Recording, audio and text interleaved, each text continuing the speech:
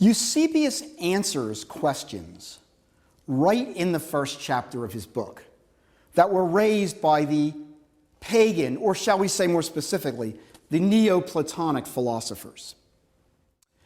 And the one question he asks right away is, why wasn't Christ preached long ago? In other words, why did Christ come so late in history compared to the establishment of traditional religions and philosophies? The man who asked that question is the fellow who we mentioned in our earlier teaching, Porphyry. And I'd like to go into Porphyry. The word porphyry means purple, and Porphyry came from the Middle East. He came from the area right above Caesarea. Eusebius was from Caesarea in Palestine or Israel. Porphyry was from Tyre, modern-day Lebanon. And Porphyry, some people think that he was a Syrian, but at any rate, he was definitely a Phoenician, it seems. And perhaps, maybe he was a Syrian, it's hard to say, but he was definitely of the Phoenician culture. And Porphyry was the disciple of a famous philosopher called Plotinus. Plotinus was the leading Neoplatonist of his own day. Now, it's very important for me to discuss Neoplatonism because Neoplatonism was important, not only as an opponent of Christianity, but as a means of communicating Christianity to the Greco-Roman world. Because the Neoplatonists were people who developed a philosophy based on Plato, but they advanced Plato's ideas, disagreeing with certain things, altering other things, and they were the most advanced version of Platonic thinking in the 300s, in the 200s. And this was very popular in the empire. Plotinus was the main promoter of this. Porphyry was his disciple. And Porphyry died just before the last major persecution of Christians, which Constantine delivered the Christians from. So Eusebius answers the question of Porphyry, or tries to. And this is what Porphyry said. This is very important to keep in mind. If Christ says he is the way, and claims that only in himself can believing souls find a way to God, what did the people who lived before Christ came do? What became of the innumerable souls who can in no way be faulted if he in whom they were supposed to believe had not yet appeared? So Porphyry's looking at this in a very logical manner. Christ didn't exist back then, so is everybody going to hell? You might also ask another question. You could say, too, in terms of distance. How about the people who never heard of Christ? If some native in Borneo never heard of Christ and he's a wonderful person, why should he go to hell? Because he never heard. So Porphyry's asking a very good question. Right away, Eusebius addresses that issue. And his answer is this, that there needed to be a preparation for Jesus Christ. And that preparation was Israel and the Jewish people.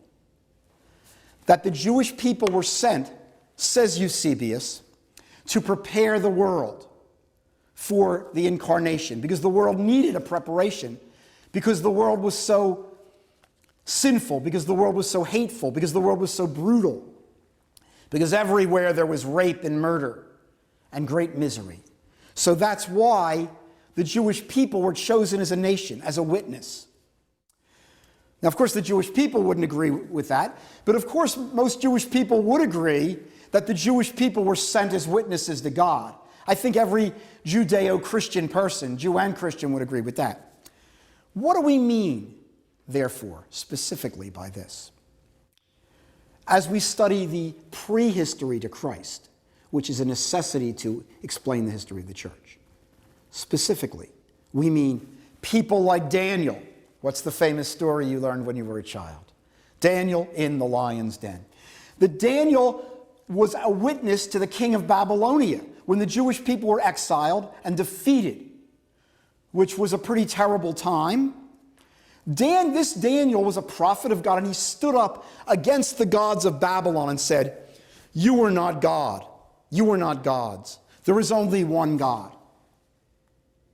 So therefore, he taught the world that there was only one God. Okay, the next people we could talk about are the three youths who went into the fire. These three youths, also Jewish kids, that were put in the fires in Babylon because they would not worship the gods. They would not worship the ruler of Babylon. These children said, "We only believe in the one true God." What happened? Just as Daniel was protected in the lion's den, these children were not burned. Instead, their torturers were burned. So this is a good example of what Eusebius means by the Jewish people being a witness, that they taught the world about the one God. Now, this works very well in terms of Greek-Roman history too. Eusebius being a Greek, talking to Greek scholars. Because guess what? By the time of Eusebius, many people believed that there was just one God. And this was because of Socrates and Plato. If you look at the God that Socrates and Plato speak of, he's just one God. He's not the Greek gods, because Plato said very clearly, the Greek gods are immoral. That doesn't mean that Plato didn't believe in these gods, but he saw them as lesser gods. So this whole theory of Plato and the Neoplatonists was kind of a theory of monotheism that recognized the one God and the perfection of the one God, but it also recognized many gods. So Eusebius sees that as an advance. And of course it was, because Plato did point towards a God who was perfect and pure. So that also proves the point of Eusebius in regard to the development of the world and why it was a perfect time for Christ to come during the Greco-Roman era. Okay, here's another example I want to talk about. How about the three wise men? How did the three wise men know to go to Bethlehem? They knew the Jewish prophecies. So the Jewish prophets were also guides. They were also witnesses. And remember, these wise men, they were astrologers. They believed in the worship of the stars. But God was so merciful, he didn't condemn them. But through a star, he led them to Christ. It's another example. Another example is the Maccabees, the famous Jewish warriors that stood up to the Syrians and were killed. So we have a lot of examples of those things. What does this really mean? I mean, when we think about it, though, that God, if he is infinite and perfect, his revelation is not limited to time and space. That whoever lived before Christ, it doesn't matter. That God is able to speak to them in whatever way. And today, whoever hasn't heard of him can yet hear of him, because God is able to communicate with everybody in all times and all places. But here we have a real big problem. Eusebius is stirring up the wrath of the Greeks here in another way, because the Greeks and Romans did not believe that God would do anything. He is a rational God. He does not act arbitrarily. He doesn't act on a whim. He doesn't bless certain people just because he wants to. He doesn't create the world because he feels like it, but because he has a reason, and that God will not go beyond that reason. And it was this that aroused the Greco-Roman opposition. And as we study Eusebius, we're going to see a doctor named Galen, who really thought that the Christian God was completely irrational because he made the world out of nothing. God wouldn't make the world out of nothing. He would make it out of a definite material. And out of that material, he would choose the best of the material. For instance, God would build from gold. He wouldn't build from tin. And he would create something in a certain way because it works a certain way. He doesn't make it out of nothing or because he wants to or he desires it. That was a big issue. Let me tell you what the pagans said. Can God be willful and unrestricted by laws and principles inherent in the universe and nature? So we really have a heavy-duty issue here. Because if you say that God can do anything, he's an irrational God. And you have a religion that doesn't make sense. Here's another thing, too, which gets into our martyrs situation. And we're going to be, as we get into the history of the martyrs, this is going to come up. But I want to show you the continuity in the line of thinking. God does not act on emotion. God does not act because he wants to. Only because of logic, and only because of the logic that's already in the universe. You might say, well, doesn't that make God and the universe equal? Well, this was the point of view, that God is one with his own reason working in the universe. And Marcus Aurelius, the greatest Roman emperor, did not believe in the martyrs because of the same principles. According to Marcus Aurelius, the martyrs died because of their passion for Christ, which is irrational, and they died because they were stubborn, too stubborn to accept the traditions of the elders of paganism who had been around for thousands of years. So in other words, these people who invented a new religion refused to accept the opinions of their elders, and they stubbornly refused to convert. They stubbornly refuse. So Marcus Aurelius said, this is not the right kind of death. Better the calm preference of death to life than the mere stubbornness of Christians who insist that they're right and who die denying the truth. That's not the way to die. The way to die is peacefully and rationally. So you see how even the objection to the martyrs comes from the objection to the Christian concept of creation. So we have here a major issue in terms of thinking. And Eusebius is, remember, in a constant debate with the pagans as he writes the history of the church. Now, another issue, the main issue, of course, that this leads into is what I mentioned earlier, too. The accusation of novelty. Is Christianity really a new religion? That's the main thing Eusebius had to reply to. That's the main theme of the pagans against Christianity, and that's the main thrust of Eusebius's arguments. He had to prove that Christianity was not new, and that Christ wasn't new, and that even that the people who saw Christ weren't new. So here's some more questions to ask. We have so many questions here.